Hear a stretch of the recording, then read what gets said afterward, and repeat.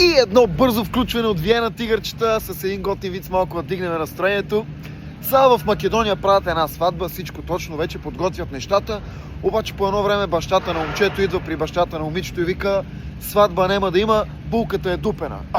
Он вика: как булката е дупена? И отишъл такъв при дъщеря си, вика: дъще, кажи ми честно, верно ли е, че си дупена, защото ще стане голема беля? И тя казала така: тате, честно да ти кажа, дупена съм. И бащата такъв изтрапнал и вика: добре де, кажи ми нещо честно, как си дупена? С озор или с океф? И тя вика: тате, дупена съм, ама съм дупена с озор.